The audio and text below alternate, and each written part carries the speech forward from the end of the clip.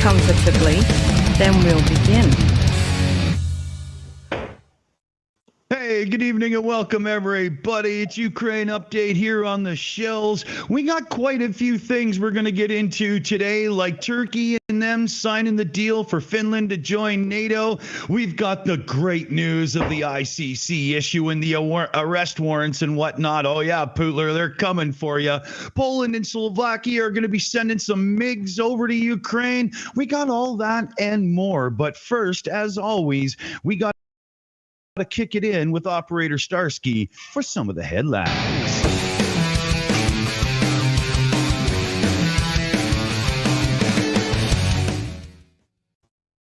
Hello everyone, operator Starsky here. Very nice to see you, my friends. And as for the updates, this week Russians kept dying on the front lines. We know that a bit less than 7,000 of Russian troops were improved. They became better people on Ukrainian soil. In the past 24 hours, they lost 5 tanks, and the dynamics of the Russian losses is incredible. They lost 5 tanks in the past 24 hours. The day before they lost 2 tanks, and the day prior to that they lost 12 tanks in just one day during the series of attacks. Today we have deflected almost 100 attacks in the areas of Bakhmut and Avdiivka and Vuhledar. Specifically in Avdiivka, Russians are trying to develop their attack. They're bringing more forces there, and they increase shellings. They increase the number of strikes using their aviation, but it doesn't help them much. Also, we have some great news from our partners, and not only from our partners. So we know that Leopard tanks already arrived to the front lines. Actually, arrived to Ukraine on 24th of February. Exactly 1 year after the Russian invasion in Ukraine, those tanks arrived to Ukraine. And we also know that the French AMX-10 wheeled tanks, they are already used by our forces on the front lines as well.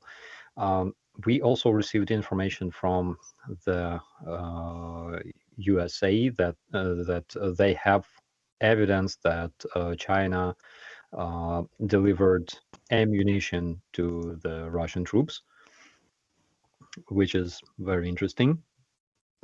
The most interesting thing is basically what type of reaction from the international community will follow. We all want to know that. And of course, there are news from the International Criminal Court in Hague. And yesterday, the warrant for Putin's arrest was issued.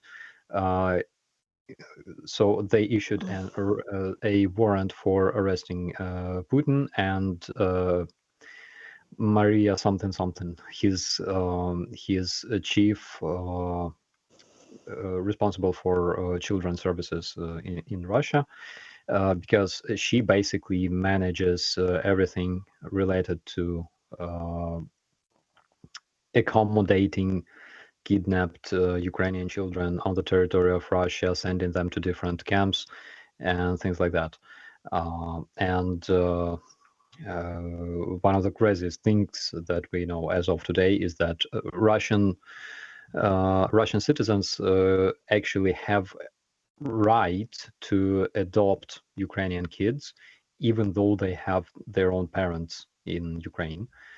There were such cases. There was a case when Ukrainian's 16-year-old boy was adopted forcefully, but due to a special operation performed by Ukrainian security service, he managed to return home to Ukraine. And basically, what was the reason for the criminal court to issue this warrant? So Putin and this woman, they are accused of kidnapping and unlawfully deportating Ukrainian children. And the reason why it's the reason number one for issuing this warrant is and not atrocities and everything else is because according to the chief prosecutor of the International Criminal Court, it was their top priority. They knew that they have to stop this children trafficking as soon as possible, and it's a very, very important issue right now. So they made it their top priority, and after that, in the duration of investigation of other issues, I think that other accusations will be added because the International Criminal Court already confirmed that they have evidence that Russians were deporting Ukrainian kids. They have evidence that Russians were striking civilian targets and specifically the objects of civilian infrastructure on the territory of Ukraine, which is a war crime. And those will be investigated by the International Criminal Court. I really, really, really hope so. Holy. Here, I'm just going to get us into position here, and we'll take us over to the ICC. It's our new little trick with the map. I hope everybody likes that, and then I'll bring us back in. But yes, I think everybody can take a little pleasure in the amount of recognition that gives to the situation to, even side bystanders who are a little bit conspiracy minded and get into all that BS and whatnot. You've got the world now looking for them. And it's a good sign. It's a good sign for everybody in the world. It's a good sign for, let's say, future maniacs that probably consider doing something like that in the future. And of course, it's a good sign for Russians as well. And it will influence many, many, many people. Specifically, it will influence the companies that continue doing and providing their services or trading with Russia, because trading with an internationally recognized war criminal is a very dangerous business. So I think that it's like, of course, there's a small possibility that Putin ends up behind the bars in Hague. Yesterday on the overtime show, we discussed this, and basically we came to the conclusion that regardless whether he ends up behind the bars or dies, because there's a big probability that Putin is basically a dead man already. Any sort of outcome of this of this thing will satisfy me personally and a lot of people around the world. So it doesn't matter how specifically he's gonna finish his days on Earth, but when it happens, we will all celebrate. Yes. I've got the pleasure of doing some excellent shout outs here. We've got our running drone donation fund and whatnot going on. So let me hit this button. I love it. And you guys can't hear it in the background. I had to mute it. It was getting staticky, but there's a little applause there. Silver Earth, $50 donation for the drone fund from Silver Earth. Slava Ukraini with the appropriate colored hearts. Thank you very much. Thank you. And then we had a super chat from generic username, I love that one, $5. Hope Futch is doing well. That's a great shout out. Thank you very much, generic username. And we all do hope Futch is doing well. Absolutely. I've got another one. Fudge is, I'm sorry, Fudge is living like in heaven. But we have the saying like living under the God's shirt, you know, because he receives all kinds of treats and belly rubs and stuff, and he's not freezing because he lives in my little bunker. And today I gave him a sausage, so he's totally fine, and he feels better than I think all of us. Yeah, I'm loving that. That's good news because he doesn't have to know, you know, he can just enjoy life, right? You know, that's cool. That's good stuff. We have another one here. I'm hitting the button. Yeah. Margaret sent in $50. I'm just using first name because I don't know if I'm doxing anybody or whatnot. So we're going to leave it alone. And the note was gift money. Well, I know what pile that's going in. Thank you very much. Thank you very much. And then we have another one where I'm not going to be saying any names or anything. I can on this one. Ohm donated $5 into the Super Chat fund. Ohm, no message, so drop one in if you need to. Every time I see your name, I think of Nausicaa, the Valley of the Wind. Good memory. And then we have Katrina, who sent in $69.85 Canadian. There's got to be some weird translation thing going on there. Katrina, for peace in Ukraine without Russian invaders. That's a sentiment everybody can get behind. Big donation there. Thank you. We had a bunch of really good ones in a row. That's making the pot grow, and that means things will be going boom very soon. Thanks, everybody. Huge thanks. Right on. Where do we turn to here? Claire, I bet you could probably guide us out of this because I'm so full of bravado now. I got to shut the fuck up. Oh, well, thanks. What I would like to do is just go back to Putin for just a moment because, you know, even though everyone is kind of has doubt that he's actually going to go on trial, remember Milosevic, you know, they had the same issue there, but he actually ended up in The Hague. So there is hope, but do you really think, I wanted to hear from everyone actually about his actual relations going forward? I mean, he's going to have a visit with China soon. China's coming, right? Are they not? And going to be having a big meeting with him in Russia. And, you know, doesn't everyone going to have anything to do with him now have to worry about what this looks like, since he's actually been named a war criminal? Everyone's looking at him, like everyone's reputation is on the line now here. That had, you know, I think Starsky hit on it there about trade. It's going to be a bigger issue, especially since they picked, and I'm very thrilled that this is the issue, that they're stopping what's happening with the children because it's absolutely horrific. How could anyone, including China, have, like, you know, say, oh, well, you know, that's okay, you can do that? Nobody could say that. It's children. It's abhorrent what they're doing there. Like, yeah, so the answer to this is that I think 122 countries currently recognize the International Crime Court. Majority of those are developed countries, of course. So out of more than 200 countries on Earth, roughly half of those countries recognize the authority. And of course, among those who don't recognize authority of the International Crime Court, there are such countries.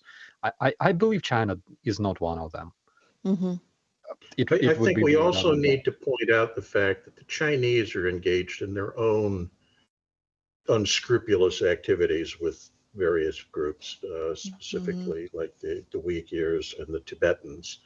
So being on the group that's condemning Russia for doing this stuff is kind of indicting themselves in a way. So they're not likely to jump on that bandwagon. To them, you know, they are also in a situation where they don't have a whole lot of friends out there in the world. So these two authoritarian regimes almost naturally fall into bed together. They and I absolutely agree with that, but I might be a little naive, but I've noticed over the last couple of years, China being a little more leery in public relations with how they're looking out there. They've had some troubles. in perception. And I actually think it might be a problem. I actually think that the reporting coming out of there is going to be not as positive. I don't think they're going to come out and slam him or anything like that. But I do think they're going to worry about a public face, because I've noticed them. I don't know. Yeah. It appears to me, right, Nick, that they have been trying to be a little bit more public relations savvy lately. I think they've been making a huge effort in that. I agree, and I think that's worth noting. However, I don't think this is as big a problem for them for a couple of reasons. First of all, I'll make a minor correction. You had said he's been declared a war criminal, and he hasn't. He's been indicted for it. Oh, and indicted, the reason, yeah, well, and that's a biggie, because then that gives China and other countries like, well, we haven't had the trial. He isn't innocent until proved. We love fairness, and so we're going to say that we're going to abstain until there's an actual trial. Who would possibly think he's guilty? So I think they've got some reasonable, plausible deniability there.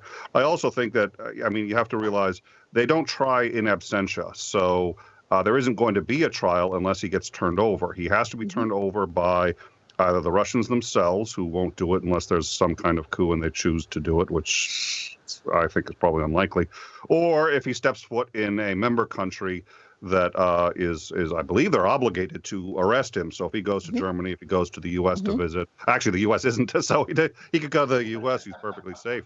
So Trump's got a couch for him. Yeah, probably. Yeah. For a few days or so. Trump will hand him the keys to the castle. Trump will be like, oh, this is the backdoor keys to the White House. Why don't you come in? Anyways, I'm not bitter. At any rate, I think he knows he's not going to be able to set foot in any of those countries. It will limit him diplomatically, but he doesn't really want to leave the country probably much anyway. The reality is the chances are extremely slim he's going to stand trial. It was still extraordinarily important, but I don't think it's going to affect China all that much, because there's enough plausible deniability. He's been indicted. That's simple. It does give the conversation more teeth, though, doesn't it? It's the propaganda machine there.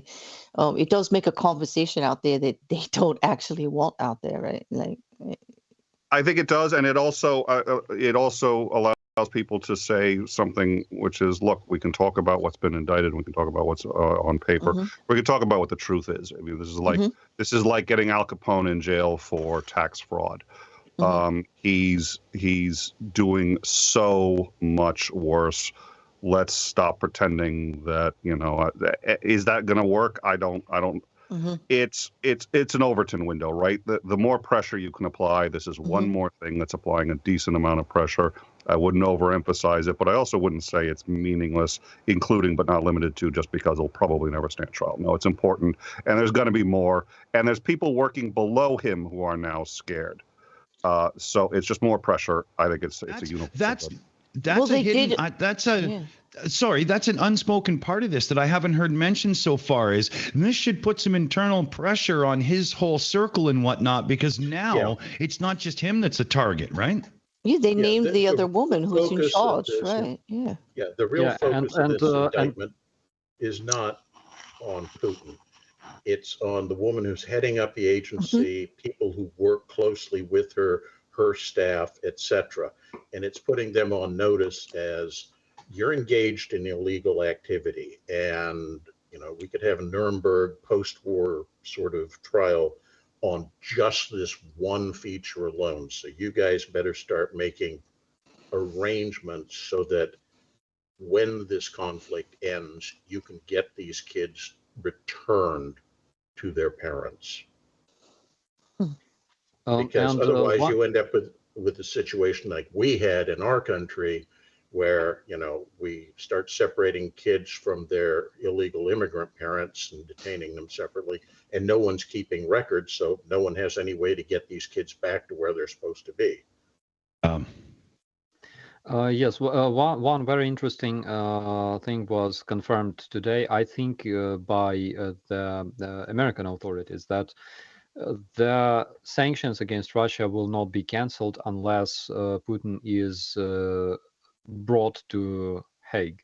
So unless he's given out by Russians, at least, those sanctions will continue to be active. And it means basically that if Putin, even if he's like retired, but until like if he's gonna leave for 40 more years, the sanctions will still be there for 40 more years for Russians, even if the Russia is ruled by some other person, until he is brought to the International Criminal Court. Yeah. I could slip in here with a few more donation shout outs. So, and I think I made it so you guys in the background can hear this without it going all absolutely psychotic. I don't know. Teams is just doing this weird thing with the monitor send back. So we'll get through. We'll do our best. Let's see. Where is that damn button? Anyway, here we go. Oh, it doesn't sound like you can hear it at all. No idea. I'm sure they do on the Ching, show. ching, ching, ching. Yeah. Let's see here. Where did I end off? We've got Nadav sent in 75, man. Big, huge drop into the drone fund right there. There was no message, so Nadav, big shout out to you. Wow. I wish I would have hit that cash button twice. Here, he gets part of the next one as well. And there's Cheryl dropped in for it looks like about $28. So let's hit that button again. Yeah, Cheryl, thank you so much. L. Farrell as well. I'll just hit the button again and see if it keeps going. It should. Put in 15 into the chat. Note from L. For the drone, you Shills rock. And oh yeah, I think NH would be New Hampshire. So greetings from New Hampshire. Awesome. And another hit of the button here. Christian, way too many other names, and I don't want to, be totally doxing anybody or whatnot. Drop $5 into the chat. My last cents for a drone with a big, huge, happy face. Now that means something, man. Thank you very much. And I do believe on that. I'm caught up. I'm going to hit the button again just because everybody's being so awesome right now. Woohoo! Love y'all. And we'll get to our next point of conversation with somebody that has more to say than me. I bet it's Claire. I do want to say it kind of looks like yeah, well, it's just I like the stripper motif, right? He's just got the single dollar bills flying around. It's like, okay, Dick, that's good. All right. I'll throw a couple singles at you. You'll be good.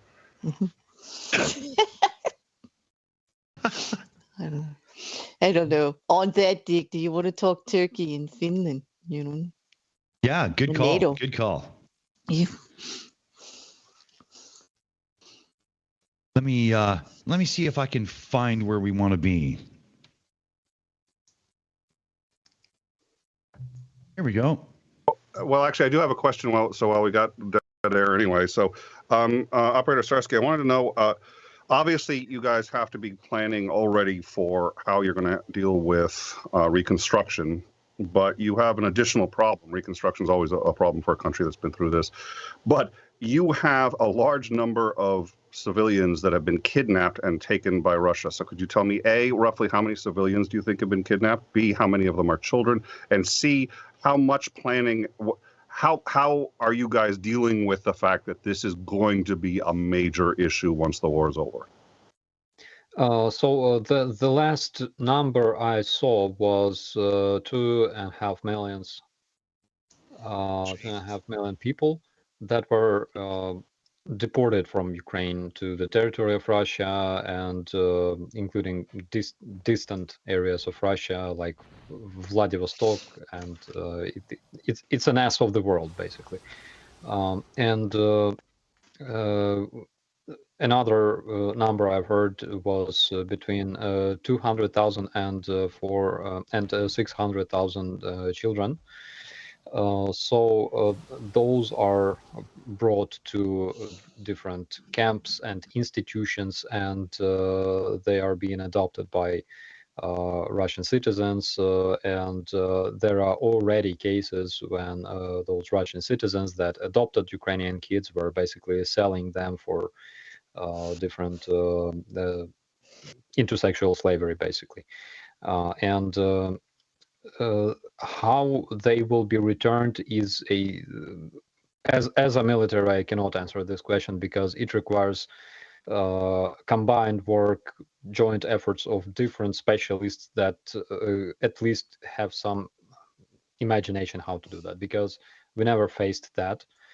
And there are different issues that we're facing because, again, there were kids that got born on the occupied territory of Donbass, and they already finished like second grade of school. And they never heard Ukrainian language in their life, and they were taught different myths about those terrorists like Girkin Strelkov and Pavel Arsenyev Motorola and other terrorists that are basically known for being atrocious and for all kinds of crimes and most filthy shit you can imagine, but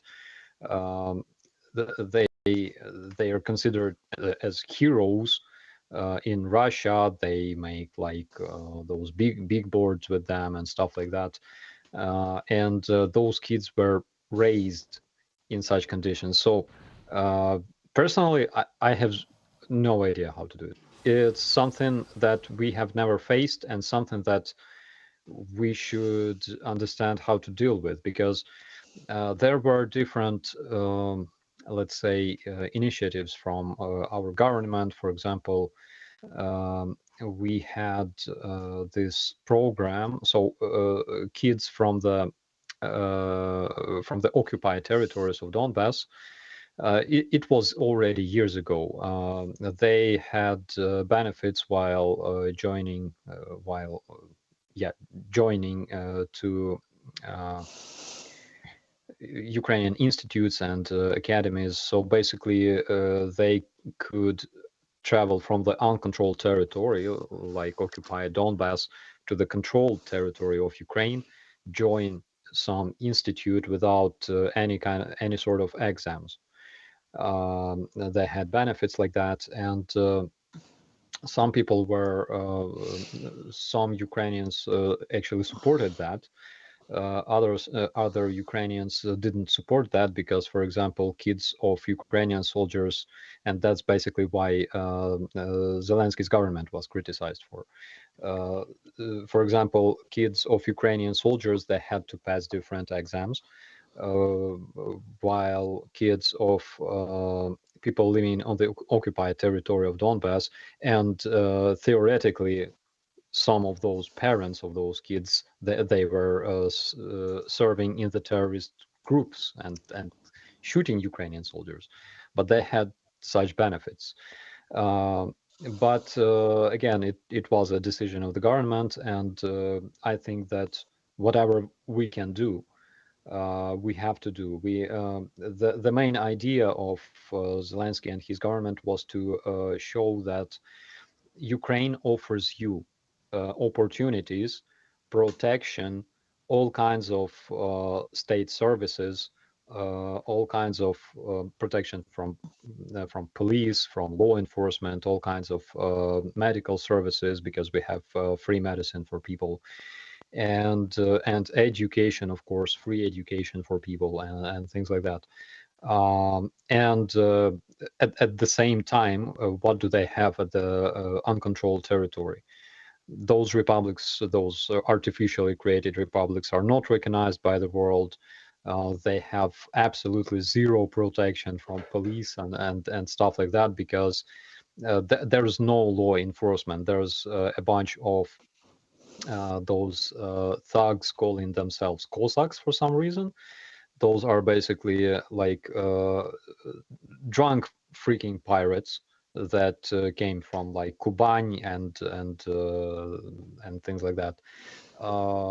Thugs basically looking for money and for easy life, you know. There are Russian thugs, there are Russian regular troops stationed there without patches. There's nothing like police.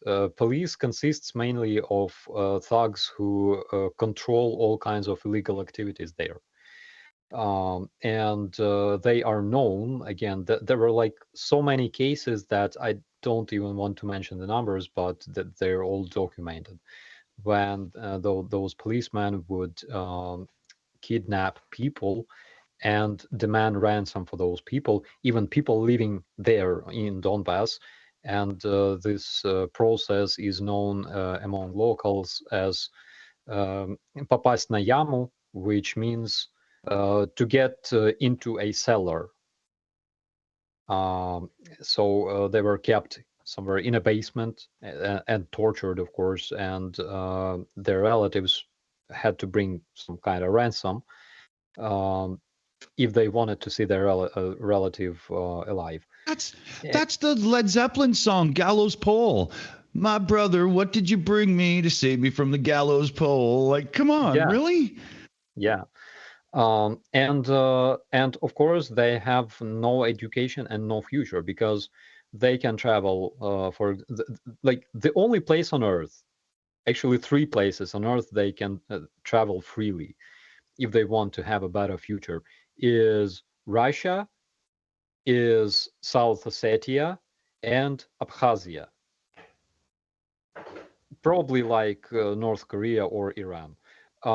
So that could be the future of those kids that were growing there in Donbass. That's why we had to show that we offer civilized life, that we offer some opportunities here, and because of that, we tried to push all kinds of our reforms and integrate with the European Union and the West as much as possible, because if you live in Ukraine as a Ukrainian citizen, it means that you can travel abroad and study in foreign universities and receive different opportunities in your life and basically become whoever you want to be. But the Russian propaganda,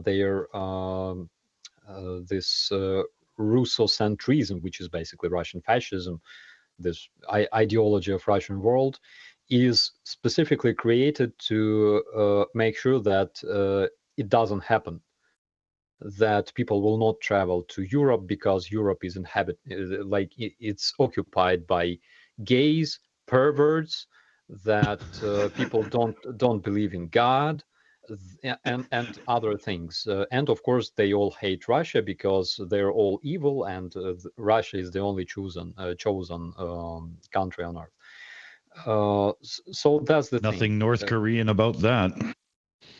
Absolutely. I mean, it's almost like they're reinstituting serfdom. I mean, if you think about it, that's kind of what they're doing.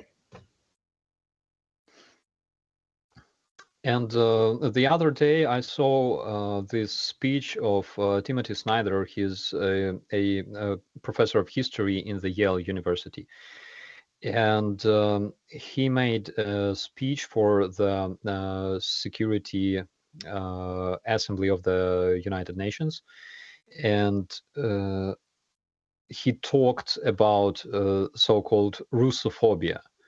So Russophobia is basically one of the tools used by Russian propagandists to fuel this, Russocentrism in Russia, and fuel their hatred towards the rest of the world, basically, and justify their atrocious war against Ukraine, and make sure that Russians are getting used to genocide, to murder other people, that it's normal. Basically, they create a different type of ISIS, where all kinds of your atrocities and murders, they're all justified by God, by higher forces, and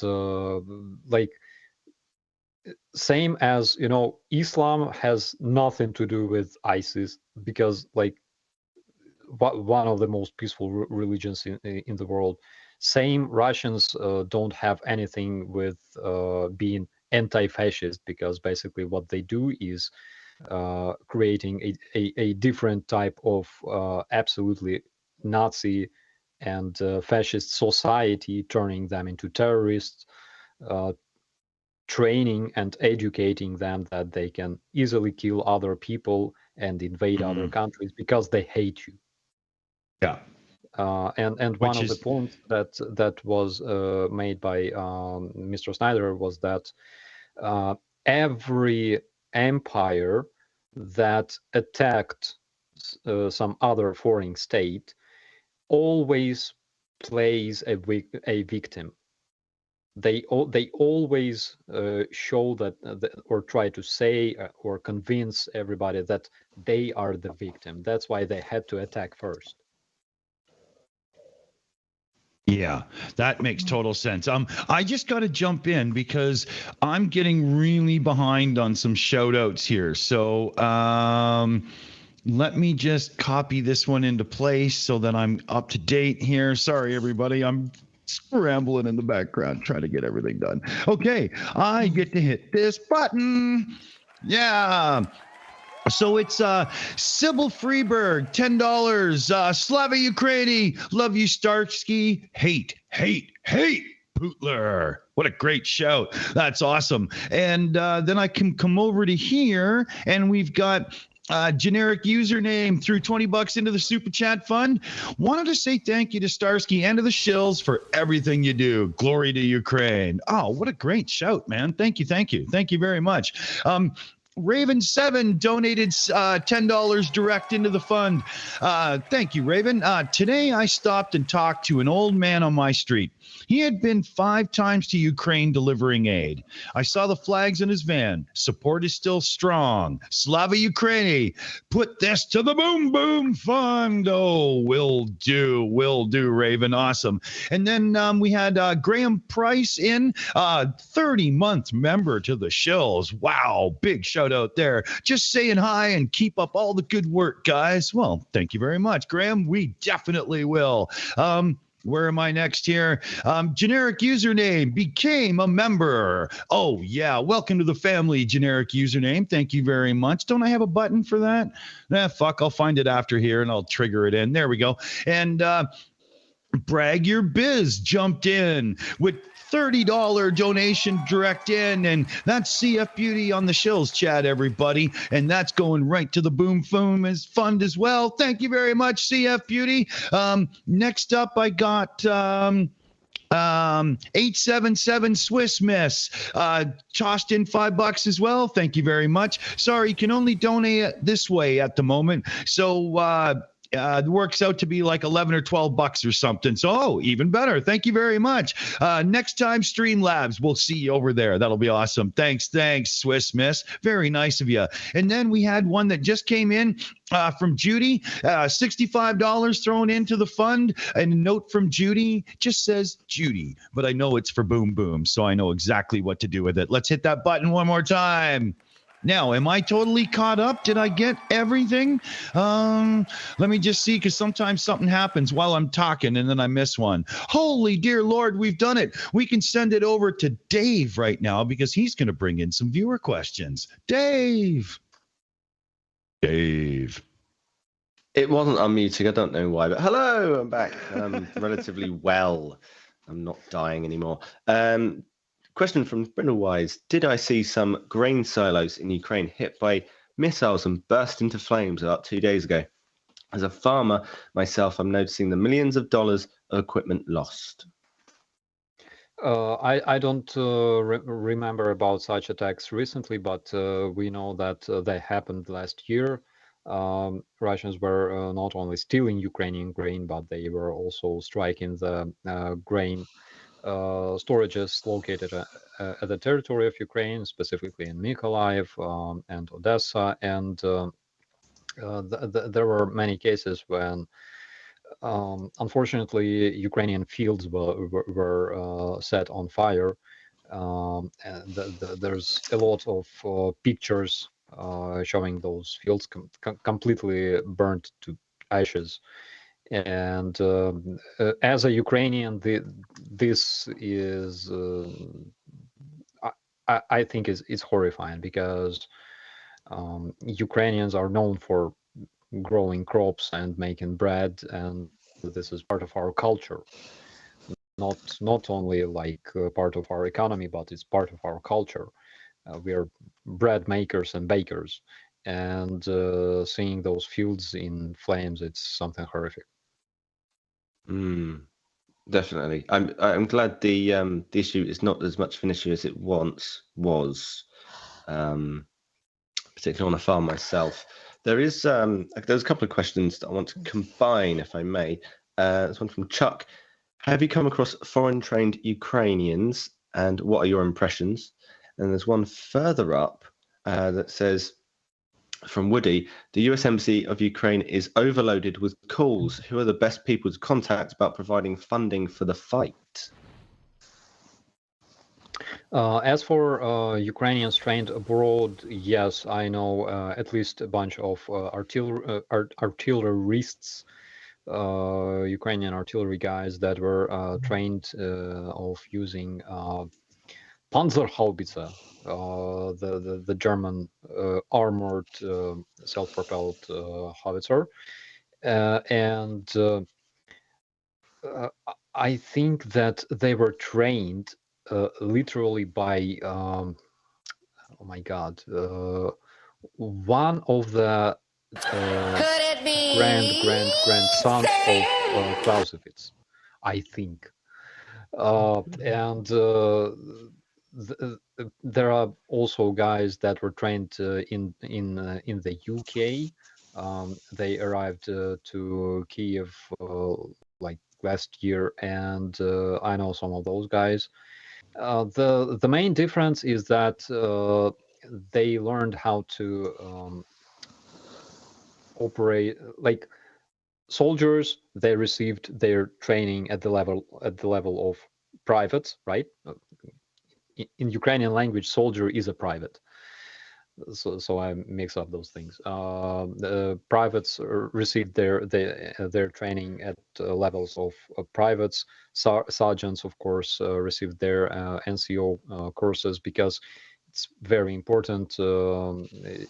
My brigade already received a lot of experience in adopting the NATO standards, but not all of Ukrainian armed forces had that experience, and not all of them went through such trainings. It requires, in most cases, changing of complete change of mentality, and I'm happy that we are doing it.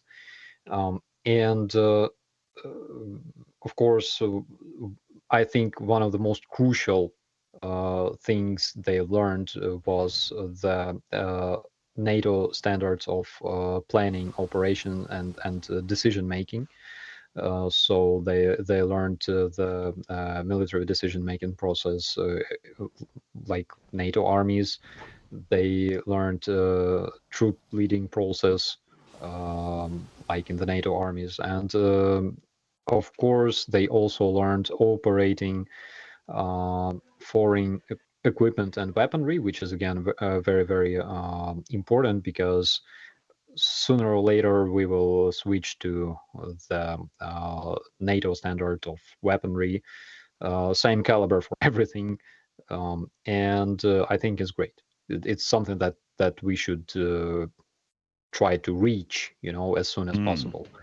And of course, those guys they returned with changed mentality, because there are different things in all armies. There are similar things in all armies, but one thing that is very different between like Ukrainian, not like Ukrainian, Soviet bloc armies and NATO armies is like in the Soviet army you are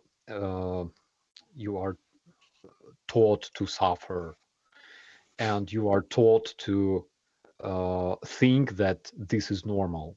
Like if your commander is a piece of shit, then it's like normal and you cannot change anything.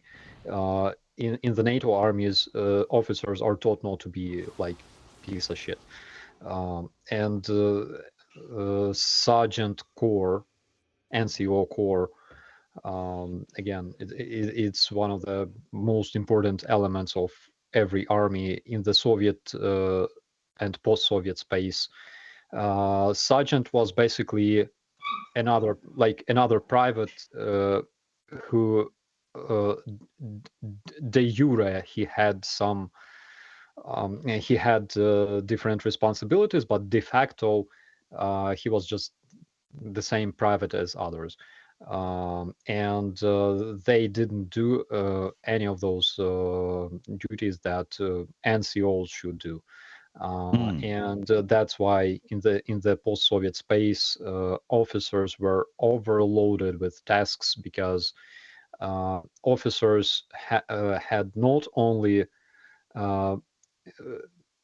take decisions and plan, but they also had to do all kinds of paperwork, and of course they had to do all kinds of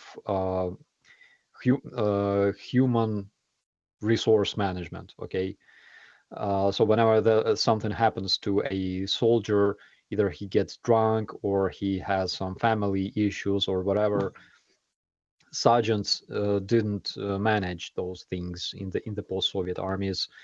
Officer had to do that. And besides that, officer has like all kinds of problems related to supply of his platoon, for example, and things like that. So that's why officers were not effective. Sergeants were completely not effective, and efficiency of a unit was very, very low. Our guys are trained to change their world, their perception in the NATO armies while training abroad, and learn different things that are common in the NATO armies, but very, very new to us. Luckily, a lot of again, I said that not all of Ukrainian units changed. Made changes towards the NATO standards, but still during 8 years of war in Donbass, a lot of our units passed through this. My brigade was one of the first few brigades that were created with adoption of NATO standards back in 2015, and several armed forces units also were not like created. There are newly created, but mostly we have like older units, but they were trained and prepared according to NATO standards. There was very, very strong NCO corps in several Ukrainian units of the Ukrainian armed forces. In the 95th Assault Brigade, Airborne Assault Brigade, for example, they had some crazy kick-ass sergeants. And some of our sergeants, after retirement from service in our brigade, later they went and served in the 95th Brigade of the Armed Forces of Ukraine. And makes me happy to see that NCO Corps becomes stronger and more responsible and reliable in Ukraine. As a former NCO, I'm very happy to see that. Awesome. Awesome. I got a couple of shout outs here, and we'll get to our next one. We've got, where do I start here? We've got generic username in for $5 super chat. Thank you very much there, Mr. Username. I like that one. Looking forward to the headline, Putin dies of ligma. That's a very good one. Very good one. We had Danny Carver came in for $20 on the shout here. Where is it? Oh, I got the trigger here, and it's Captain Futch rules with some cool little emoji guys there. I need to get a prescription, so I can't really see what they are. I'm going to have to deal with this, but my bad. Thank you very much there, Danny. Raven7 came in. It was a $20 donation there. Just more boom boom. Hero Slava. Oh yeah, big shout there, Raven. Thank you very much. Thank you very much. Agneta F donated $75 into the drone fund with the glorious words, "Let those drones fly." Oh yeah, here we got to hit the button for that. Woohoo! Oh yeah. And then we've got one in from Elvin Archer, channel member as well. Big thank you there, Elvin. Hit the button for Fluffy. And we've got just a little for the drone fund. Starsky, stay safe, well, and away from the dentist. Love and belly rubs to Futch. Thank you to the Shills for the weekly stream. Slava Ukraini and Hero Slava. Whoa, that was a good shout. Good shout. And then we just had Jan come in with a donation for $25. Hit the button again. Woohoo! Box some cute orcs for us. Jaga jaga. Oh, I love it. Thank you very much. I do believe that we are weaponizing pretty soon because things are flying along here now. Did we want to go back to Dave for a couple of more viewer questions then? And then somebody has requested that I hit one of the stingers that I haven't hit in a little while. So I got something cool coming up. But yeah, we'll give it to Dave here. So I just wanted to very quickly ask, because I have been off, as you can probably tell, for man flu reasons. Am I right in saying that I didn't dream the captaincy that you received? I didn't make that up, did I? Yeah. Yeah. Oh, I did dream it, or no? I became captain in March. Is it March? In March. Yeah, it's still March. Yeah, it flies by. I was wondering whether the power's gone to your head yet. You feel like invading another, as soon as you work your way up. Yeah, it's slippery slope. I have to find a ship now. As a captain, I have to have a ship. Yeah. Well, he outranks me now, technically. Yeah, shut the fuck up. I have an inflatable boat, so it's legit. There you go. Wonderful. I'm sure the Russians still wouldn't figure out how to deflate it. I wanted to throw something out there as well, because Nick said that he didn't have forever and he's been streaming. So I want to throw it to Nick if he's got anything to say and if he's jumping shit, as it were. See what I did there? That was clever. That was good. Thank you. I do need to go. There's some stuff happening in the U.S., so we were just covering it on my channel. So we're back, and I've been preoccupied. So I do apologize. Good to see everybody. Thank you all once again for having me on. I always appreciate it. That's it. Thank you very much for having me on. And for those of you who are watching, I've said this in the live chat, and I say this. Dick likes to joke that he hates shilling for likes and shares. And I know exactly how he feels because I hate doing it too. I don't mind doing it on other people's channels, but when it's my own channel, I really hate doing it. So I'm going to shill for him and say it really does help. If you like the content, and they work hard to make sure that Starsky gets on here and everybody gets on here and organizes this whole thing.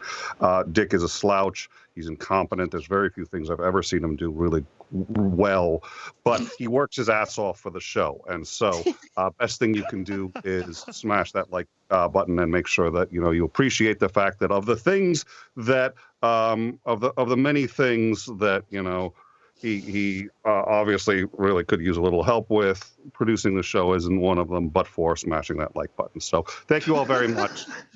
And thanks, Nick. Don't let the door hit your ass on the way out, buddy. Thanks for coming. Thanks, buddy. We'll talk to you real soon, man. It's always a blast to have you. Absolutely. Now that I've taken that literal thrashing, I don't even know where to go. Yeah, I do have one here. I can hit the button again. Alistair came in with a $10 donation. I'm pretty sure it's down for the drone fund, and that's where I'm putting it because, well, that's where it belongs. I'm in Canada, Cheryl, so the stream comes from my house, so as you can see there, so the channel's considered Canadian just because I'm the one that set up the channel, but we're global. I mean, we're from everywhere. It's crazy. Okay, I'll shut up now. Where were we doing again? What happened? Holy man, I don't even know. We'll go to. I can throw in that question out if you want. Yeah, okay, we'll go to Dave here. We'll get a couple more viewer questions in, and then I've got a button to push. I remember now. Okay, we're good to go. Dave. Yes, do you remember? Maggie had asked a question for Commander Macmillan. What are the red flags countries are holding? Don't know if... I'm sorry, I don't might be a bit confusing. understand the question. I guess, well, it was said about half an hour ago, so there must have been something that was said, and we haven't quite sort of remembered what we were talking about. That's absolutely fine. What are the other red flags countries are holding? What are the red flags countries are holding? I think... Nope. Lost it. I wanted to make sure that you at least got asked the question. We love some questions to come under Macmillan as well. We don't just love Starsky here. I really wish I knew how to respond to the question. If the person who asked it will send you something, maybe we can pick that up again. Definitely. Yeah. Yeah, Janine, if we can pick that one up, that's great. It does, and that's why I asked it. There is one more as well. There's plenty more. Jean-Marc, I always see you here, member for 6 months. Can we ask Starsky his thoughts on Georgians protesting and winning against a foreign agent law their government was trying to pass? I don't know how you're meant to know everything like this, but if you have an answer, that's great. Yeah, so I'm not sure if we were talking about Georgians last time, because I think I had it on one of my streams somewhere. So Georgians have pro-Russian government, pro-Georgian president, and majority of them are pro-Georgian. But why do they have such a problem with the government? It's because of a very, very rich Georgian dude named Ivanishvili. So he was like, not sure how to compare him to somebody. So he was like insanely rich. Back in 2010, he owned a lot of business. And 99% of his business was in Russia, of course. And in Russia, if you want to have a nice business, running business, you have to have friends with Russian FSB and crooks and criminals and oligarchs, and pay them a lot of bribes, of course, and be their ally and friend. There's no other way. Ivanishvili basically had all that. At the same time, President Mikhail Saakashvili, the one who is now in prison, he arrested a lot of corrupted people. Like he basically arrested 99% of corrupted crooks in his country. Like you are corrupted, you're going to jail. That easy. And the prisons in Georgia were over, like they were over capacity because of corruptioners that were arrested. And as far as I remember, when Ivanishvili started ruling Georgia, a bunch of those were released.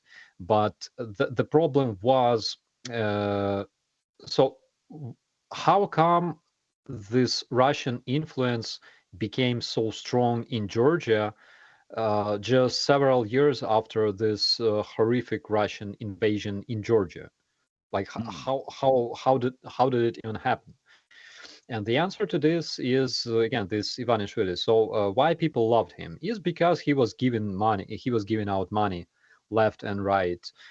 He had a village, and every people in that village received like pension from Ivanishvili, and he built the biggest church in Tbilisi. There's like church able to accommodate 5,000 people inside, and he was investing into different things to make people happier. He was giving out crazy money, And if in his village, for example, a couple would get married, they would receive like all kinds of things you can imagine, cars and pensions and money and help and everything from this guy. And because Georgia is not a big country, it's not like Ukraine. Ukraine is second largest country in Europe. It's a very tiny country where everybody knows everybody. That's why it's fairly easy to basically invest a lot of money, like universe of money, into society. And this is how this man became loved and adored by everybody. And this is how he brought this pro-Russian influence and pro-Russian government into Georgia. And they improved their relations with Russians, who just several years prior to that, they were striking Georgia with cruise missiles like they do today with Ukraine. And again, there's like thousands and thousands of Russian refugees there. They never stopped like trading relations with Russia. They never stopped diplomatic relations with Russia, nothing like that. That's why this Russian influence through hybrid war, basically, infiltrated the governing establishments of Georgia. And now they have a similar situation to what we had in Ukraine in 2013, 2014, and I'm talking about the Revolution of Dignity, when people went on the streets and they started protesting against this criminal regime. And currently, from what I remember, Georgians said that even despite cancellation of this law, they will still protest because they want a better future. Again, Georgia made incredible amount. They implemented incredible amount of reforms. They were already on their way to joining the European Union and NATO in the observable perspective. And because of this Russian influence through money, through this Ivanishvili and stuff, they made a rollback. They made a step, 2 steps back, basically from that. And people don't want that. People want to continue the reforms. People hate corruption. Because like. It's very hard to for corruption to keep its roots in the modern society where people are born with all kinds of beautiful ideas, and we're talking about the informational society where you can fact check all kinds of information, where you can find things that make you a better person, that can educate you. And again, different generation already born, and this generation hates corruption. It hates totalitarianism, and what they want is to reintegrate with the civilized world, with the free world, with people from other countries, which again makes Ukrainians and Georgians very, very similar. We don't like all that shit. So that's what happened in Georgia. Basically, I think that my Georgian friends could explain in more details, but that's basically what I've been told by my Georgian sources. Okay, so just so you could understand. Cool. Are we going to Commander McMillan next? Yes, we are. Are we? Yeah, we can go for that question, you mean? Yeah. Absolutely, yeah. Oh, yeah, sorry. I had myself okay. muted, and I wanted to interject something about what Starsky was saying. I'm sorry, I'm going, why? Okay. Oh, of course. I'm talking. Commander will finish, and then there's a question for him, and then okay, yeah, there we go. We got it. Sure. So the foreign agent thing, to explain it in a little more legalistic detail, is a law that they're trying to pass, which is very similar to a law that was passed in Russia in 2012. And it basically says that anybody who obtains more than 20% of their income from, quote, foreign sources, unquote, has to register as a foreign agent, which in turn allows the government to use that as an argument that you were a foreign influencer or a spy and to arrest you on trumped up charges. That's kind of what's going on with this thing. So the guy that Starsky was referring to is hoping to try to use this law to eliminate his political opposition. Yeah, and for example, we had the same situation in Ukraine. I remember 2010, 2011, when those laws were issued by our pro-Russian government back then and adopted. And I worked in the projects of the United States Agency of International Development and later in the World Bank Group. And what we did was awesome, because we would bring best practices from other countries, and people from other countries helped us to implement them in Ukraine and make our life better, because that's what you want. If you want your country to become better, you take best practices and implement them in your country. As easy as that. At the same time, our pro-Russian president, that time President Yanukovych,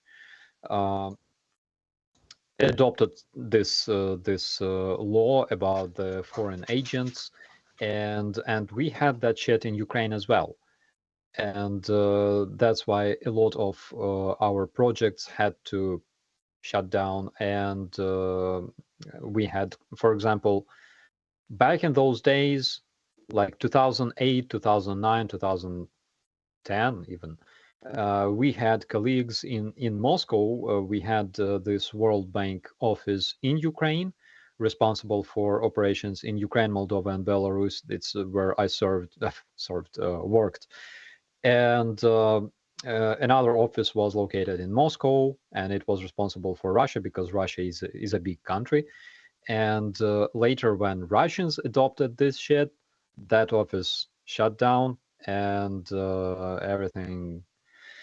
So it became a disaster, actually. Russians shut down all kinds of reformational offices in their country that would integrate best practices in Russia. Why they did it was because one of the things, for example, that you get rid of in your country when you start implementing best practices from European countries, for example, is corruption starts decreasing. It becomes harder to do corruption because your government and all of your services, they become more transparent to people, and people receive more access to control what you're doing, right? And because you like, if you destroy corruption in Russia, it stops existing. Okay, it's something that you cannot do in Russia, because otherwise this country will disappear. That's the fact. So that's why Putin said that no, Western approach is bad for Russia, because we have our way, and we have to follow our way of God's chosen people. And that's why they shut down all kinds of foreign agents who wanted to make Russia better. Well said. Okay, Dave, we had a question coming in, right?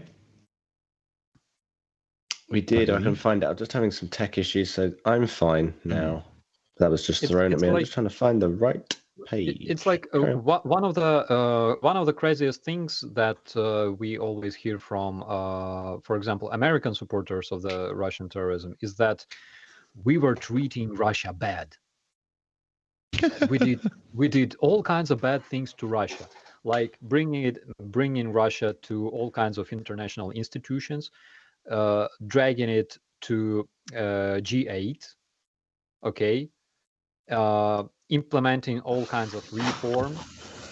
A lot of Russians still remember so-called legs of Bush. It's when Russians had this insane economical crisis back in the 90s, as well as other post-Soviet countries, and basically the US were bringing those chicken legs to save Russian people from freaking famine, and they liked Americans so much, so they called them legs of Bush, Bush's legs, and they don't really like to remember that, but basically America saved their lives, and for some reason people think that America was treating Russia so badly. We did so many horrible things to them. Opening McDonald's in Moscow, it killed Russian nation and future generations. Sacrilege. Yeah. Yeah, you can't just drink vodka. Come on. So offensive. I say let's send the Starbucks next. That'll do them in. Yeah. Yeah, they had Starbucks. They had Starbucks. I remember that. But it's like the biggest. Actually, it was, in my opinion, and my opinion is shared by different people, that it was actually America's biggest mistake, because Americans thought that they could just give all kinds of good things to Russians, help them remain the superpower, and Russians will be so grateful for that. They will say, Americans, we want to join NATO, we want to become Europe, we want to become civilized, we will protect freedom of speech for people and stuff like that. No, Russia exists on this planet only because they don't have freedom of speech, and they do what they do, basically. Why they invade other countries and do all kinds of terrorist acts on the territories of other countries, like in the UK, for example, because this is what makes them Russians, actually. And then they scream about Russophobia, of course. Exactly. They need to have an external enemy to hold themselves together, because it's just, the place is too big, right? Yeah, and of course they need to fight anybody else but that external enemy. I've got a few shout outs I'm going to jump in and do here, everybody. So let me get my act together and get all the screens in the right places. If I scroll up, we've got generic username in first here. Here we go. I donated $5 through the super chat. What are you going to name the drone? Futch? Well, that's an excellent question, because what we're going to actually do is do a little voting thing. We'll get everybody over into the Shills Discord server. We'll have a room, and we can have some names like, Pootler's infected rectum, and you could vote for that if you want, or we could just we could name it the thing that killed the beast, or hey Pootler, I got your enema, bitch. There's so many things we could do. So we'll do some voting and have some fun with this. So yeah, very cool. Thank you very much there, dude. Awesome for bringing it up too, because I might have forgot. And then let's see here. I got to get the cash button ready. Michelle sent in $35. Note from Michelle. Boom, boom. Oh, yeah. Awesome. Thank you, Michelle. Thank you. And then Rosabella sent in $15. Note from Rosabella for the drone fund. So it's definitely adding to Boom Boom. Let's hit that button again. And then I want to get the name thing right because I know I could fuck this up. MB Bellin in the chat sent in $35. Let the drones be free. Slava Ukraini from MB Bellin. Oh, yeah. Let's hit that button again. I think I'm supposed to hit it first, not second. I'm getting this all fucked up, but we'll get to the end of these for sure. And then we got Manuela coming in with $30. Note from Manuela. Birdmanow, M-A-N-U, menu. I do believe there's like a translation thing for like, you know, drone, bird and stuff going on there. So I'm putting in an extra hashtag boom boom on that one. $30 in. And does that mean I've actually caught up again? Oh, I have. We've had 14 direct donations in so far. A few extra as well through Streamlabs and a few super chats.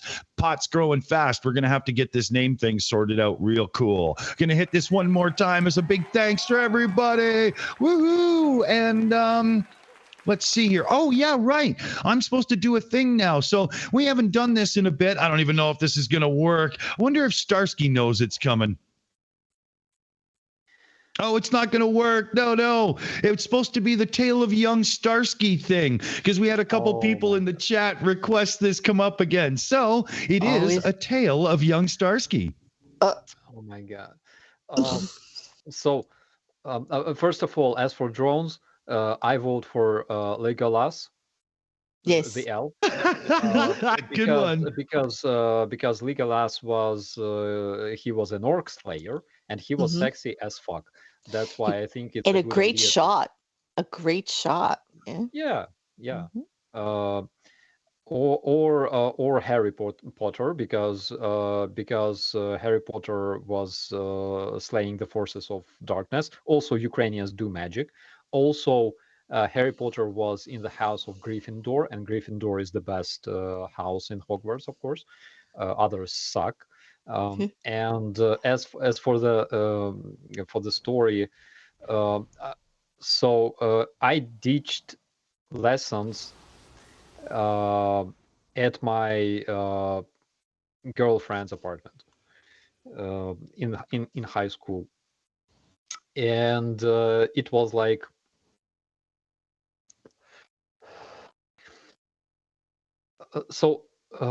I visited my girl, and I had a reason to ditch my lessons because she was sick or something like that. It's when you're kissing a person and this person sneezes at the same time. You know, it's very romantic, especially when you're 15 or something. And when I visited her, she was eating pickled cabbage with like a big spoon. It's the most romantic thing you could imagine in Ukraine back in late 90s. Okay. So it's like oysters. It's an aphrodisiac. Yeah. It's pickled cabbage. It works absolutely opposite way as aphrodisiac. I would imagine it does. Yeah, and she had like a big pot of pickled cabbage. She had a huge spoon, and we were watching some kind of crazy movie about some big bellied, ugly, hairy, naked guy who was running around, and she was. Maybe it works like an aphrodisiac. I'm not sure, but she got very excited because he was naked, even though he was big and ugly. And we were doing what high school kids do. I mean, like playing chess, reading Shakespeare. Not really. Of course you were. Yeah, that's what she said. And so.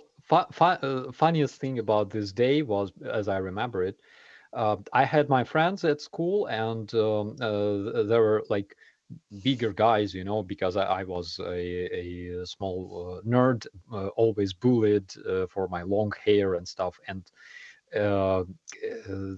that's why I made friends with bigger guys, of course. Sometimes I had to pay them. I often did that in school. So, for example, I would pay local hobo. So he would follow me to the school, walk with me together to the school. And then I would tell guys at school that I live with hobos, and everybody believed me because I thought it was cool. So, yeah, so we heard somebody knocked at the door, and when she opened, my friends rushed into the house, into the room, and they grabbed me because I appeared that I had some kind of exam that day or something like that, and they grabbed me, and they brought me, but luckily it was like her apartment was across the road from the school, but they grabbed me and took me to the school. But the problem was I was almost naked. Oh. Yeah. You went to school naked? Oh. Yeah. Oh. And it was like early spring in Ukraine. It's kind of cold, Oh. So they took me to school almost without clothes because I never take off my socks. And it was kind of funny. I was screaming, and they were carrying me like this guy. He was carrying me on his shoulder, and he was saying, "Dude, like we care about you. Like what you are doing, you're wasting your life." And he was telling me this crazy story and things like that. So. If you want to have a successful future, okay, never eat freaking pickled cabbage when you're on a date because it ruins everything. That's the moral of the story. That's the moral Don't of the story. Eat exactly. the pickled cabbage. Okay. On a date. Ditching On a schools. date. Well, I'll give you. Yeah, like when you're married, you can do whatever the fuck you want to do. Like, okay. Yeah, but before that, don't eat pickled cabbage. But didn't they see like you were half naked? Like it was working for you. You showed up at your girlfriend. She was sick. You were taking care of her. The pickled cabbage. It was working for you, dude. Don't listen to your friends. Don't listen to your friends. It was working. I wouldn't buy it, Claire. As AJ says in the chat that he was just losing at chess. That was it. I didn't fall for that part of it. I saw his eyes when he said chess, and I interpreted that in a totally different way. Sorry, not sorry. Like I got it. No, sorry. I think he wanted chess that day, or he could have if his friends didn't. I scored. I scored. Absolutely, I believe it, hands down.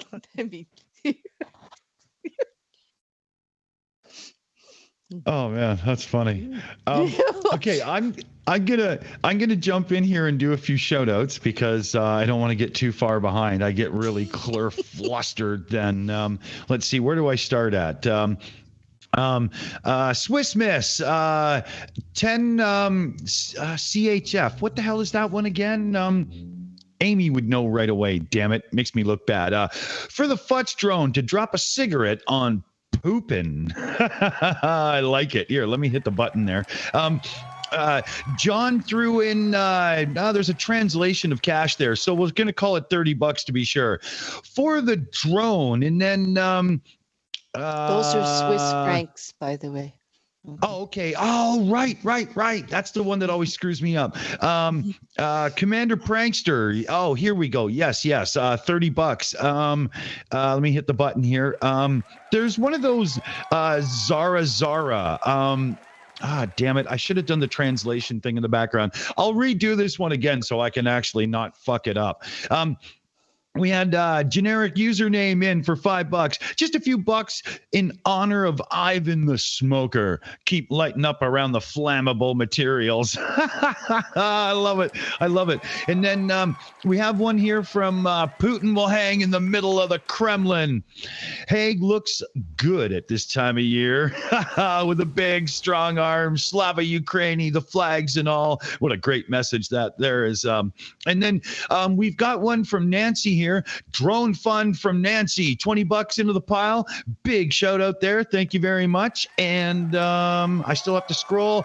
Brian threw $1 in through the super chat. So thank you very much there, Brian. There was no message, but you can tag one of us and we'll get it on read out for you and whatnot as soon as we can. And you know what? I think I did it. I think we're caught up. Somebody was asking about the drone fund. I'll have to open up a few more web browser tabs and accounts to get the actual total. I'm guessing, we might be a third of the way at this point. They work out to be about 3,600 US, if I recall correctly. But, if there's going to be shipping and whatnot and stuff, if we call it 4,000 US, we can guarantee each time 4,000 is sent that there's going to be at least a drone purchased. If not, maybe a box of beer or something for the guys to, enjoy as well, right? Because where's the harm in that? Come on. But it'll all be, sized up and done properly. I'll maybe be able to do like a community tab post tomorrow and we could put, running totals or something like that. Maybe that's a good idea. I'll have to look into it here. But let's see. We should probably go to Claire for one more point and a little discussion, and then we can go back over to Dave for a few more questions. How does that work? Okay. Yeah.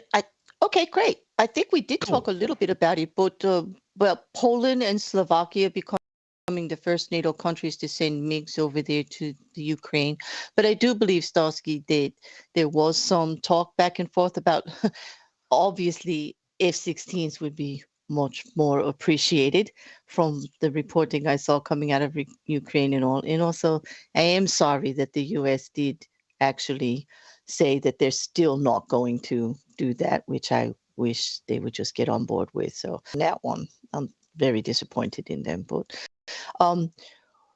even though they would prefer F-16s, do you think that it's going to, of course, any kind of warplane is going, Yeah, absolutely. The problem is we need those airplanes yesterday, not like tomorrow. We need them yesterday. And quite a few yesterdays ago. Yeah, and we have plenty of pilots who can pilot MiGs. That's why they don't require training and things like that.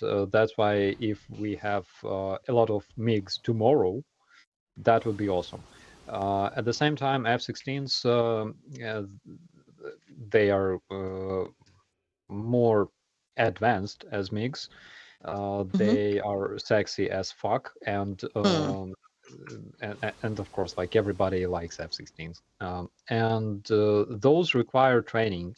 So I know that several Ukrainian pilots went to the US, it was in the media, to assess this training process, how much time they will require to learn operating F-16s and things like that. So I believe it's not because the US don't want to send us F-16s. I think it's because the logistics for that and all the training process for that is not yet ready for the Ukrainian pilots. And I think that Commander Macmillan can also say something about it. Right.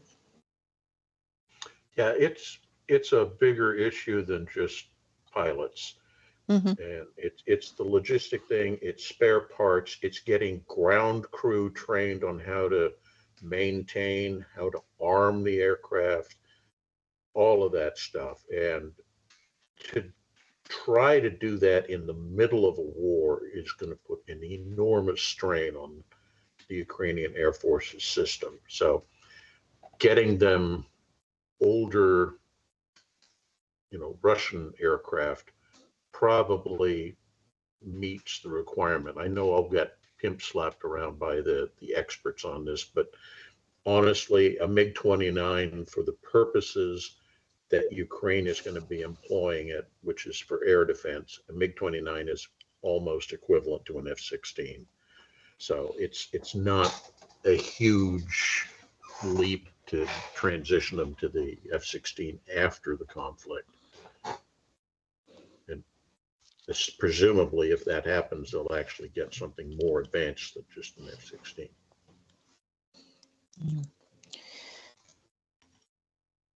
Also, Cool. basically, we're just sticking to the plan of waiting until it's, the appropriate time, all the training's there, and get it good. So that's hopeful.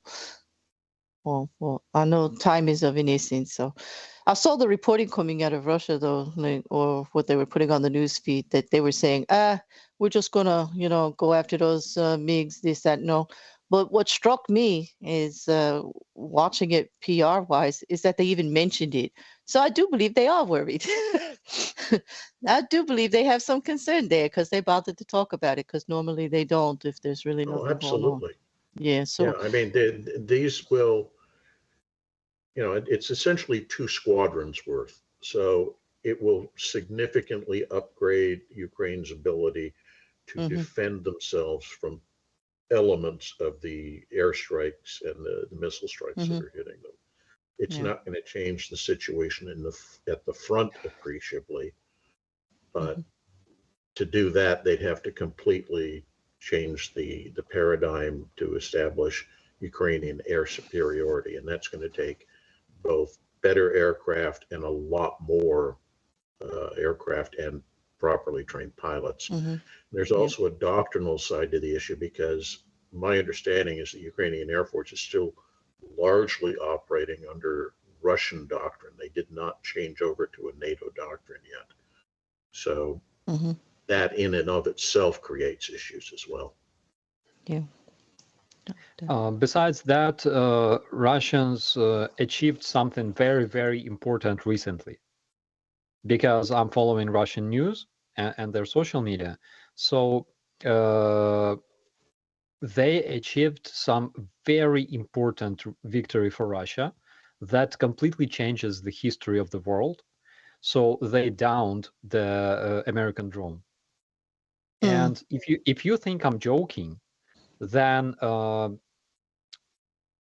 remember taking Berlin in 1945 cannot even compare to the level of Russian celebration in the social media. They're so like is the biggest victory of century after taking Berlin. Let's give that was the drone one on the credit Black too. Sea, right? Yeah. Yeah. Yeah, let's give the drone credit too. It got a partial kill on the Russian fighter. So Actually, I think they were drowning out the press of you guys taking their warplane down from the ground with your missile attack there. So they're like all of their social media are full of this. They're like, take this, America. Take this. Now you know how we deal with our enemies. It was deflecting. This awaits everybody.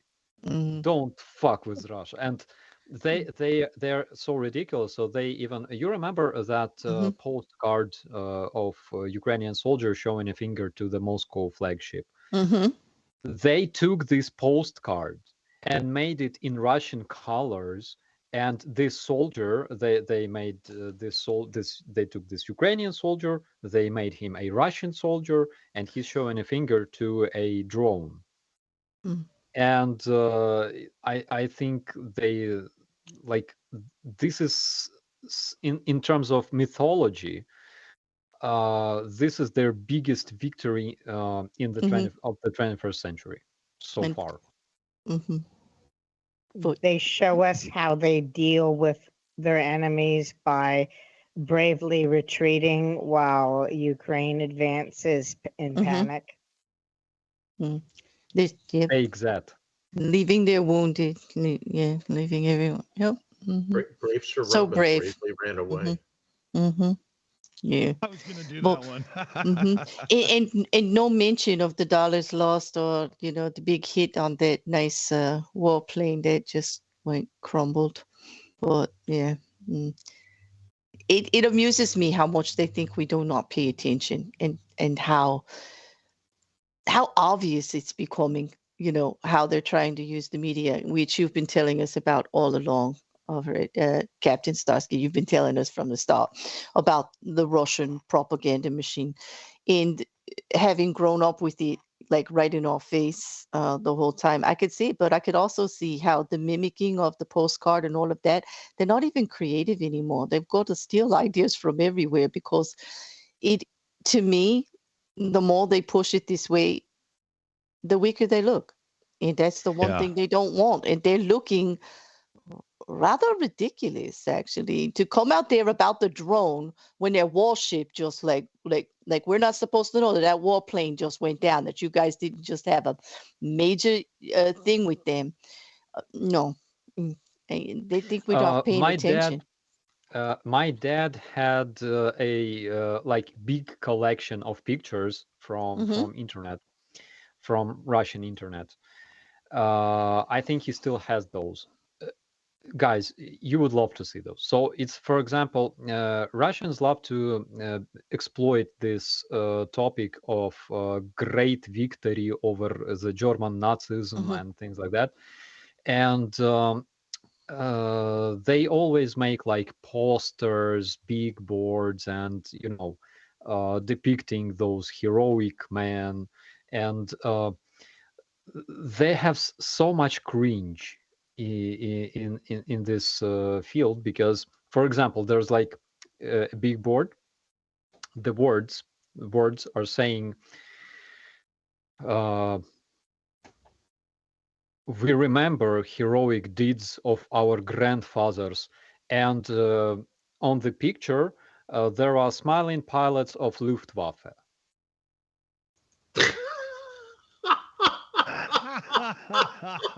I'm serious. I'm serious. Or like your grandfather wasn't afraid. This emphasizes one of the things I was going to say in response to what you were saying earlier. Or like your grandfather wasn't afraid, and there's this tired American soldier with palm trees on his background, because it's an American soldier who was fighting in like Iwo Jima, Yeah. But they have so much cringy, cringy pictures showing like German troops, and they're like, look at your grandfathers, they were not afraid of German Nazism. Exactly. Don't you guys wind up capturing a lot of folks, a lot of Russians covered in swastika tattoos? Maybe there's a connection between the propaganda of be very proud of your grandfather who evidently was a Nazi, and now the kids are covered in the shit. It's crazy, because so Russian society, and I'm talking about more or less politically active society, so they have several movements. Okay, they have a movement of like communists, okay, leftists, left Russians. So those are fanatics of like communism and gulags and NKVD and shit like that. And also they have like a movement of far right Orthodox Russians, as well as like Russian imperialists. They both of those movements, they wave the white, yellow, black flag of Russian Empire, and they also have like far right Russians like RNE, Russian National Unity, that movement. Rogozin was member of this movement, by the way. Those are anti-Semites and basically Nazi. They have this logo that looks like swastika, by the way. And they have like several other movements, from far left to far right movements. Sometimes they fight each other, but in most cases they go together. So it's like they are infiltrated by FSB so much, so when they need it, they go together. That's why on the occupied Donbass, for example, you could see Alexei Milchukov, Russian Nazi, tattooed with swastikas and whatever, that dog hunter I was talking about. Then in his terrorist group, you could see some communists and some like far-right Orthodox orcs and things like that. They all go together. That's why, you know, this sickle and hammer in Ukraine is banned. It's illegal, the same as swastika, because Nice. they both are evil. They are illegal. You cannot have them. In Russia, they are equal. They mean absolutely the same thing, which is basically Russian imperialism and chauvinism. And it doesn't matter what kind of swastikas they're wearing, whether it's hammer and a sickle or like swastika, yeah, or like two-headed eagle with like swastikas and sickles and my God. Right. So the thing about this shit is they don't have like I think Timothy Snyder was talking about it as well. They don't have like ideology. They have mythology. And in this mythology, such things can coexist. Like Russian communists and Russian Nazi just walking together and doing the same shit. It's weird. And as for those Luftwaffe pilots that are considered like, you know, depicted as Russian grandfathers, there's a lot of those. There are like German tankists of the World War II. There are Panther tanks, German Panther tanks, and they're like our heroic T-34, you know.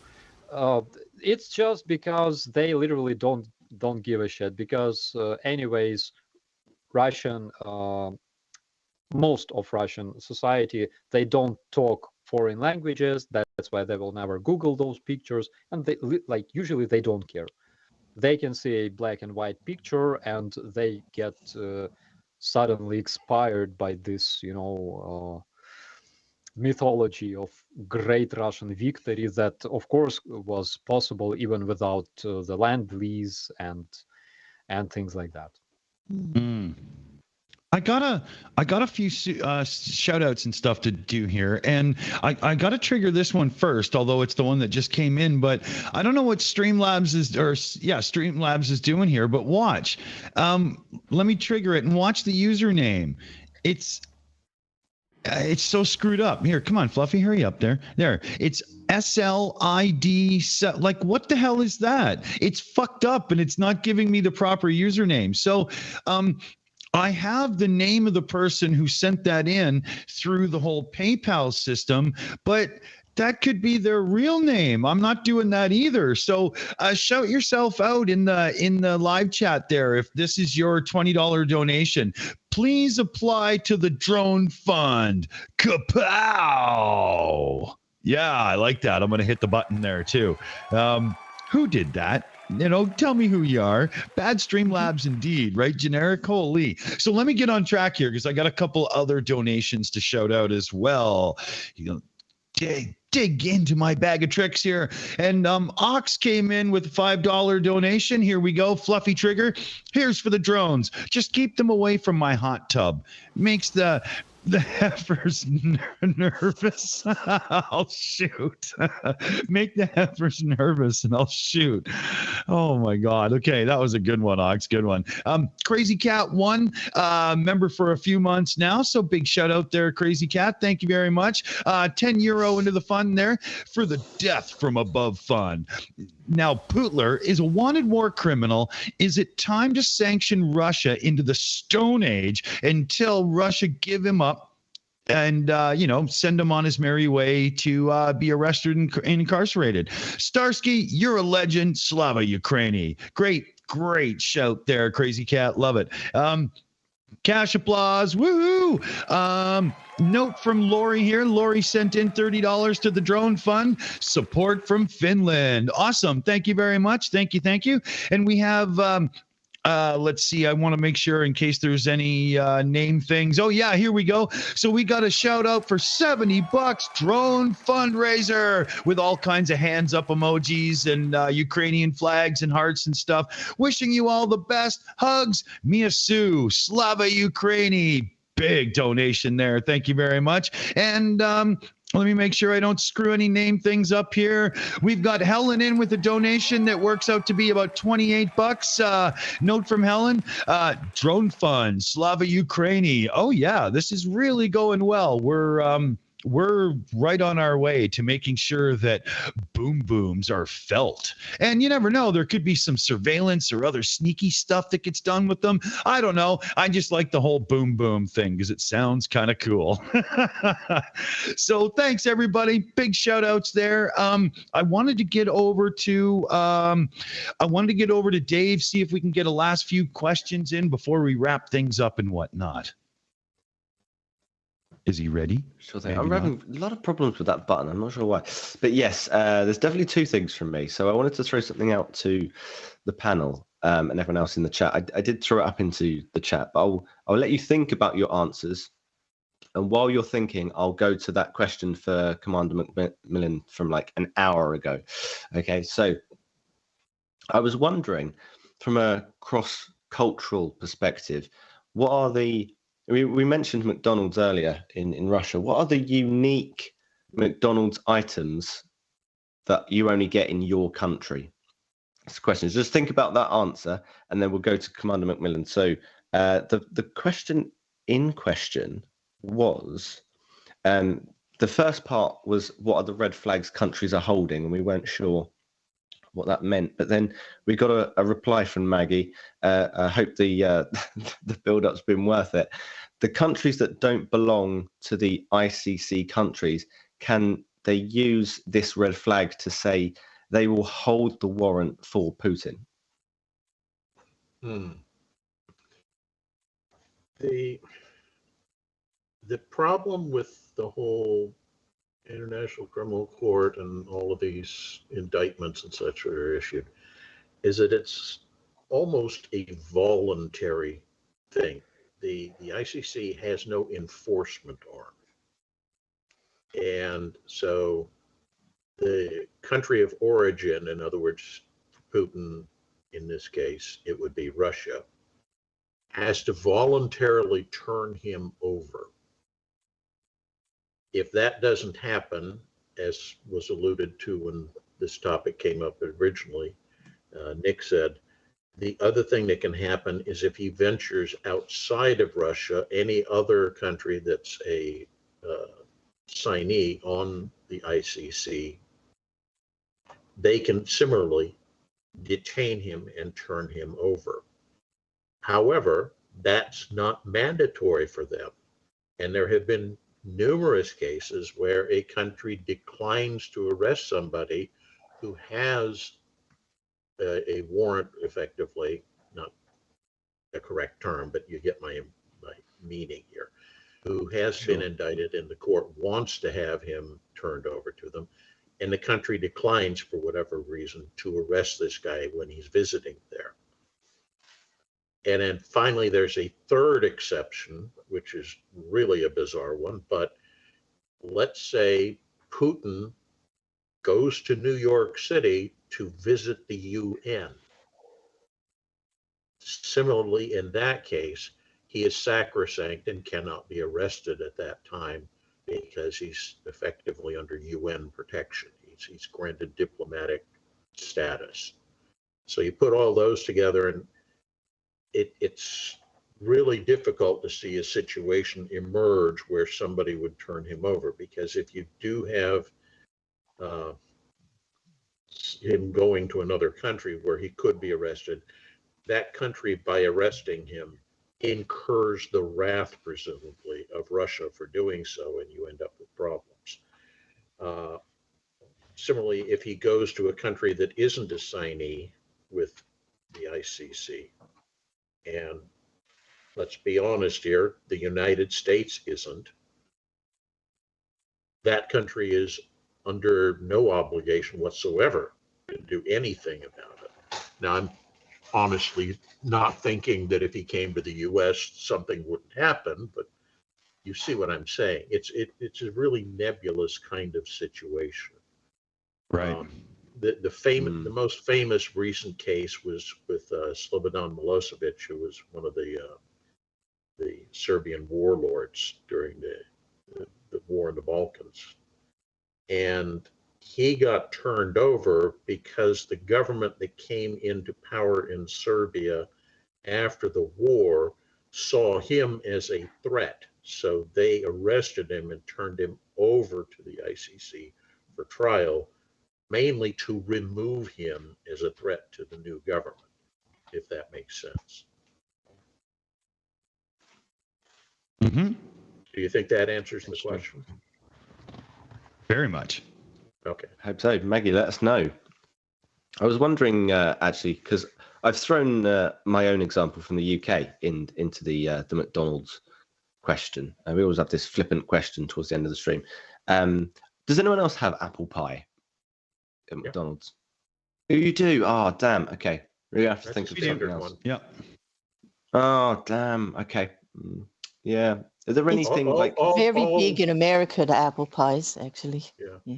I'll flabbergast you with the one that I really didn't expect. And this was many years ago when it was still a British Crown colony. Hong Kong McDonald's had borscht on the menu. Oh, lovely. Yeah. I love your expression, Starsky. I'm not saying it was good borscht, but it was borscht. It was on the McDonald's menu. Well, along the same lines, up in Canada here in the Maritimes, like Prince Edward Island and a few other places, in the right season, they have a lobster burger, sort of lobster bun that they serve up there. Whoa. And if you've ever had lobster, well, I guess it might be. Yeah, it's. On the East Coast, they have the crab one also, only on the East Coast of the United States. But the most popular one you can't get out of the country is the ranch burger, because like in the United States, they like ranch dressing. I don't know why. I'm not one of those Americans. That's what it is. Okay. They put freaking ranch dressing on a burger? Yes, it's the ranch burger. And do not ask me to explain it. I don't speak for all Americans, but I just researched it, and apparently. That's all sorts of wrong. What the hell? There's at least 10 items on the throughout the United States. But the funny thing is that the ones that are just exclusive to the United States aren't all of the United States. Like the McLobster and the crab, you can only get really on the East Coast, on the East Coast. Yeah. And then there are two dishes that are exclusive just to Hawaii, which, like, one is a noodle dish and one is like something else.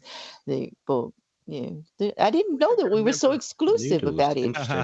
When I visited Scotland, they had something weird on there, and I can't remember what it was. I know they had Aaron Brew, which was kind of unique. But so good, yeah. Yeah, and I like Aaron Brew, so I'm cool with that.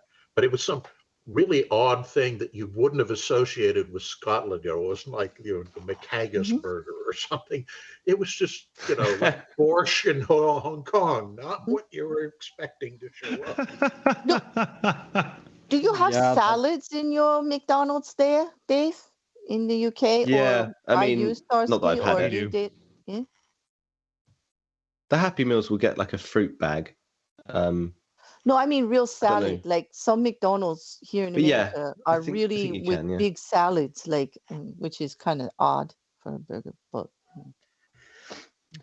We have like ordinary like hamburgers and French fries and McFlurry and chicken McNugget, but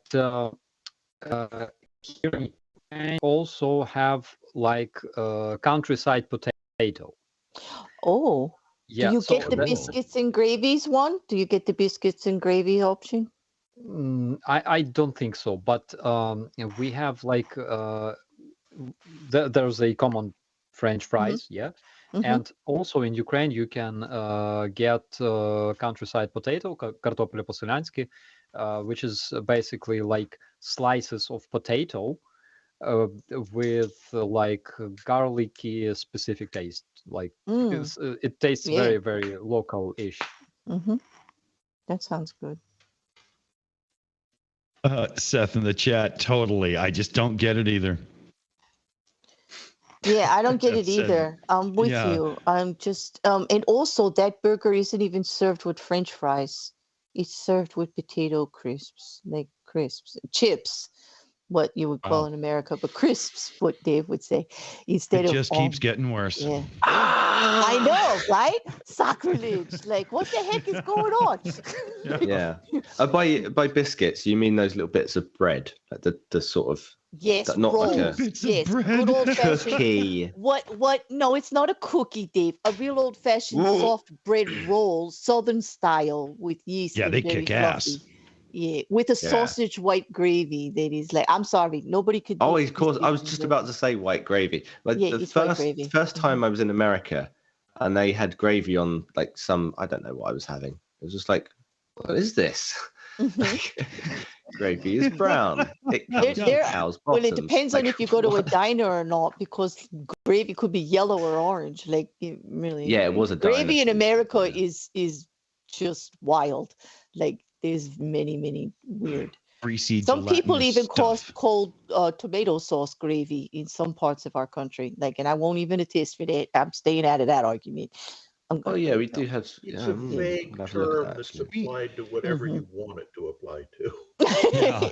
It's liquidy and made with something, and you pour it on stuff. That's gravy. That's it. It's like that's it. Oh, I, there's a thing. Oh, sorry, Dick. No, go ahead. I was going to throw out there because I don't have it, but I just checked and it is still on the UK menu. Do you get like sweet curry dip No. If we instead of did, ketchup or something, or barbecue sauce? You get if we sweet curry. did, I might still go to McDonald's. I haven't been to a McDonald's in like 15. Like nope. No Like, a long doubt. time. Blech. Yeah, they do just curry sauce. Sorry, Dick. What are you saying? Oh, no worries. I do want to do a little shout out here. Harley Whitehead, creator, doing some really good stuff and whatnot. This is Samantha W's shout out. You know, we do a lot of them for her around here. He's been helping to supply Brandon with radios and whatnot. So here's a direct PayPal link over to Harley Whitehead. And here is a link where you can check him out on Instagram as well. No, it didn't copy the link. It wants to give you the other one. I don't know what's going on with Windows sometimes. Maybe it's my keyboard just a little bit too gummed up. But there's the Instagram link as well. His name again is Harley Whitehead. Check him out because like ourselves, you know, he's doing what he can to make sure that monetary support is going where it needs to. So yeah, Harley Whitehead, there's the links. Make sure you don't miss them. They're still in the chat there right now. We've got a show coming up at 4 p.m. Pacific, so 7 p.m. Eastern, where we've got a guest from Iran joining Claire here, and Aimee will be hosting, and it'll be a pretty intense show. You might want to check us out for that as well. There's a redirect, so as soon as the show ends, it'll take you there. I don't even have to put the link in. It'll just happen. We're time-wise, we're looking like, you know, we might be pushing a little too far into evening Starsky's way. So maybe we should get around the table for some little goodbye sentiments and whatnot. Let's check in with Commander McMillan first here. Thoughts on the chatter and the events and what's going on and what could be coming. What's going on is right now, I think, situation in Ukraine is quasi-stalled. The weather is still impeding significant offensive efforts by either side. The Russians are still doing human wave type tactics, and it's costing them enormously. But they don't see a problem with that because they're just people. Why care about people? I suspect that when the ground dries out, likely in, I'm guessing, about a month, we are going to see some pretty dramatic counteroffensive effort by the Ukrainians. It may come earlier in an attempt to relieve the pressure on Bakhmut, but I think they probably are looking a little more long-term, bigger goals and objectives. Good shout, man. I really, really look forward to some great news on pushbacks and stuff coming up myself. Let's check in with our Commander 401. That's still not confusing at all. No, it's not at all. I should have picked a different name. Didn't know we'd have a real military commander coming here. And congratulations, Captain Starsky. Mhm. Awesome. Thank you so much, buddy. Tonight's been a nice show, and I'll hand it over to whoever's next. All righty. Let's go to Dave, our man that always has something lovely to say with a great voice. Sure, lovely. Yeah, it's good to be back. I really love the map, by the way. As much as I can give it the big one and say, "Oh, it's my idea," it's actually a really good execution from the people in the background. So it's a great job. And I really like hearing these little bits about these different aspects of people's cultures, and just opening your mind up to what's going on elsewhere in the world. And maybe someday we can enjoy a bleached cabbage McFlurry together, Starsky, whatever it may be. Awesome. Let's check with Claire then, host of the next show we got coming up. After that, that sounds so not appetizing, but anyway. Thank you for that, Dave. As I stutter into this, I just want to say thank you, Captain Starsky, again. It's always a pleasure to be here with you and hear from your perspective everything that's going on there and the little personal notes. I love your stories of your youth and your take basically on everything that we read going on out here. It's really important, and I love being here and supporting it. And I do hope you get good rest tonight, and that things go well during the week, and that if there's a lot of activity, it's all in the positive and you make great strides, if you're going to be losing sleep over it. So that's it. Cool. And join us later, everybody. Yeah. At the end of the show, there's a redirect. You can check us on the Shills channel as well. 7 p.m. Eastern. Guest from Iran joining. It's going to be great. And let's turn it over to Captain Starsky. Great show, as always. Great questions from great people. Thank you for keeping supporting Ukraine. It's the right thing to do. And be safe. And don't forget that pickled cabbage is a pure evil. I don't know why you say that. It really did. You were doing all right with it. I really don't know where this is coming from. But, yeah. All right. Awesome. And we got to remind y'all, the fellow babies out there, get to your government, talk to your local people, the mid-level people, the regional people, governors, senators, whoever is going to answer that damn phone, and urge them to support Ukraine in all ways, shape, and possible. All we do is unbelievable amazing. So I'm going to hit the big button again for a huge thank you to everybody who has been here and supporting and helping us in everything we do. Remember, we got to keep it up, because they will stand strong and free very soon. Slava Ukraini, everybody. On that note, we're out of here. Take care, fellow babies.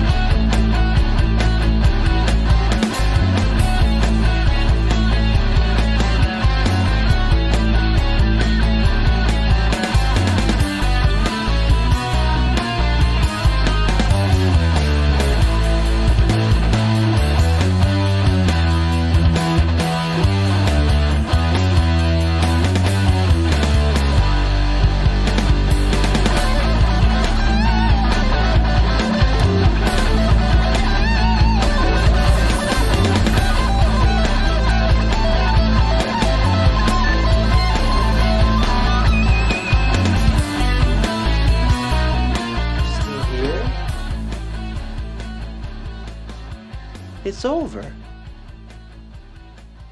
Go home.